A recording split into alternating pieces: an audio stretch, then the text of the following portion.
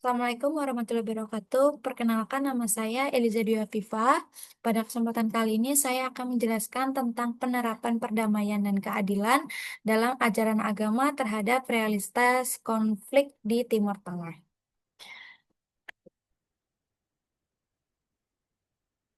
Em, Baik, sebelum kita masuk ke pembahasan yang lebih dalam, di sini saya izin memberikan gambaran umum mengenai alur penjelasan pada hari ini. Yang pertama adalah latar belakang masalah.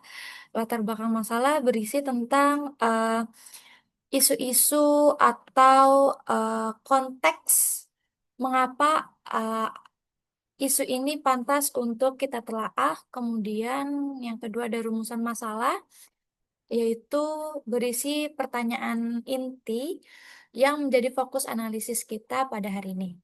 Di- Kemudian poin ketiga ada hasil temuan.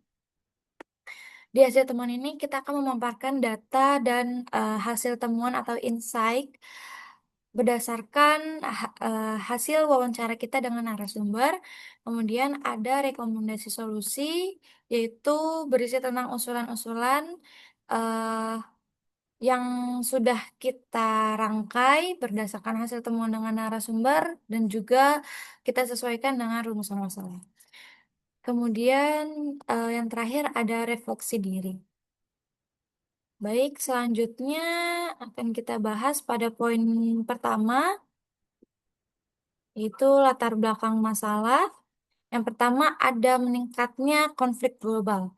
Dalam beberapa tahun terakhir, terjadi lonjakan konflik bersenjata sekitar 59 konflik aktif pada tahun 2023, di mana pada tahun 2023 itu menjadi konflik terbesar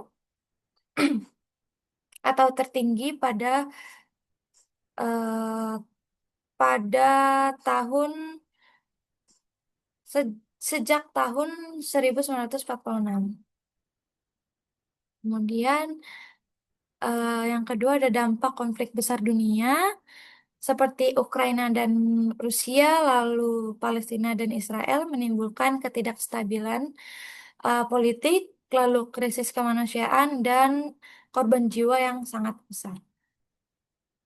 Lalu latar belakang masalah yang ketiga ada peran penting nilai-nilai keagamaan, di mana nilai-nilai keagamaan yang mengajarkan perdamaian dan keadilan sering tersingkirkan oleh kepentingan politik atau konflik internal agama seperti diskriminasi dan lain-lain. Karena minimnya ruang edukasi, masyarakat menjadi kurang aktif dalam membangun perdamaian berbasis keagamaan. Pendekatan berbasis nilai keagamaan menjadi penting untuk mendorong kesadaran bersama dan mendukung tujuan SDGs pada poin ke-16, yaitu perdamaian, keadilan, dan kelembagaan yang tangguh. Dan kita lanjut ke rumusan masalah.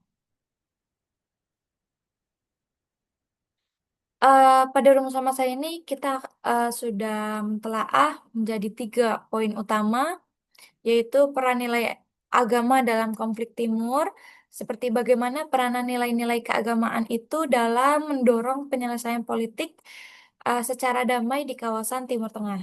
Kemudian untuk poin yang kedua, mengapa nilai agama dapat menjadi alternatif dalam membangun perdamaian. Lalu poin yang ketiga yaitu sejauh mana penerapan prinsip agama memiliki dampak dalam menjaga stabilitas dan perdamaian. Baik. Hmm. Baik, di sini kita lanjut pada hasil temuan.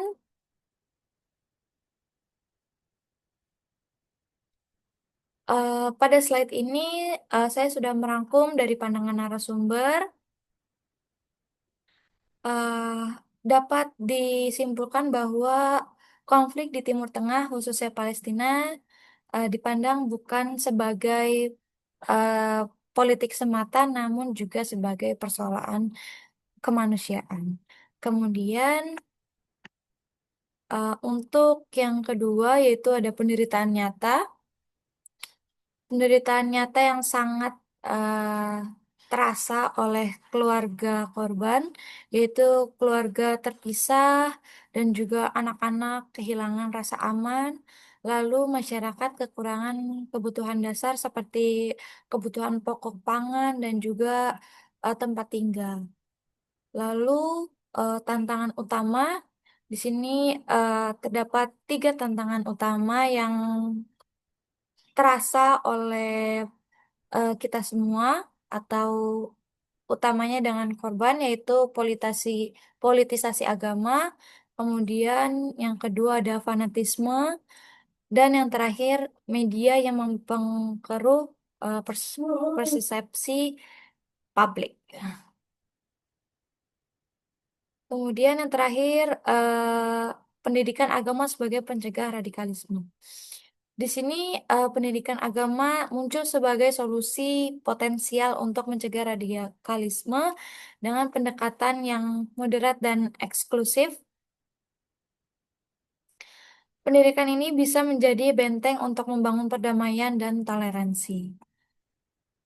Lalu kita lanjut untuk ke bagian solusi. Di sini pada bagian solusi saya sudah merangkum atau saya sudah menyimpulkan untuk rekomendasi solusi. Di sini terdapat 3 poin utama.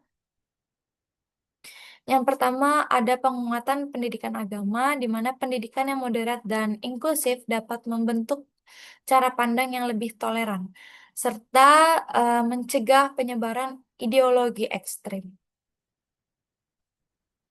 Kemudian yang kedua, terdapat peran tokoh agama sebagai penengah netral. Ketika peran-peran tokoh agama mengambil posisi netral dan menjadi eh, jembatan kita berkomunikasi, potensi konflik bisa saja diredam. Menjadi mereka bisa menjadi suara perdamaian yang dipercaya oleh berbagai pihak. Kemudian untuk yang ketiga ada kampanye digital, di mana di era informasi ini media sosial menjadi medan utama untuk persebaran opini. Maka kampanye digital yang positif dapat melawan narasi kebencian dan membangun kesadaran publik tentang pentingnya toleransi dan kemanusiaan. Baik, dari proyek ini membuka mata saya bahwa konflik di Timur Tengah bukan sekedar isu politik, tapi juga tentang persoalan kemanusiaan yang benar-benar sangat menyentuh kehidupan nyata.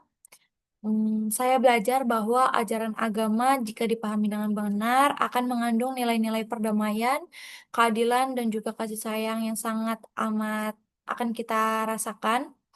Kemudian pandangan saya terhadap peran agama juga berubah dari skeptis menjadi percaya bahwa agama bisa menjadi jembatan perdamaian.